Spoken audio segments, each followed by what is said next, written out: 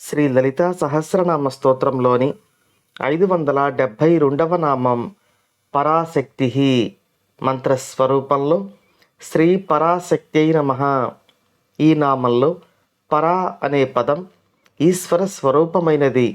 అన్ని వస్తువుల కంటే ఏ వస్తువు అత్యుత్తమమై అంతకు మించినది మరొకటి ఉండదో దానినే పరా అని అంటారు. అమ్మవారు శక్తి స్వరూపిణి కాబట్టి ఈ నామంలో అమ్మవారిని పరాశక్తి అని వసిన్యాది వాగ్దేవతలు కీర్తిస్తూ ఉంటారు. మనం ఇంతకుముందు నామాలలో మన శరీరంలో ఉండే 7 రకాల ధాతువులు అనగా చర్మము, రక్తము మొదలైన ధాతువుల గురించి చెప్పుకుంటూ, ఈ ధాతువుల వల్లనే మన యొక్క మనుగడతో పాటు అన్ని జీవరాశుల మనుగడ సాధ్యమవుతూ ఉంది.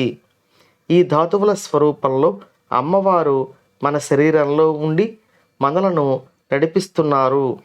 మనం శరీరం నడపడానికి అవసరమైన మూలశక్తి అమ్మవారి నుండి వివిధ ధాతువుల స్వరూపంలో మనకు అందుతూ ఉంది అని మనం తెలుసుకున్నాం.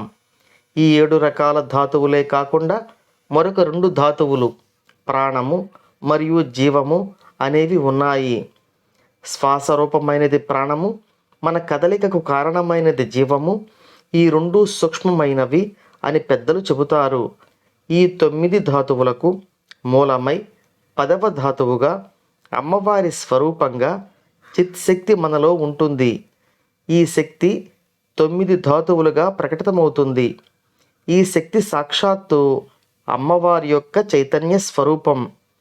అమ్మవారి యొక్క చైతన్య స్వరూపమైన ఈ చిత్శక్తి అనబడే 10వ ధాతువును పరాశక్తి అని ఈ నామంలో వసిన్యాది వాగ్దేవతలు కీర్తిస్తున్నారు.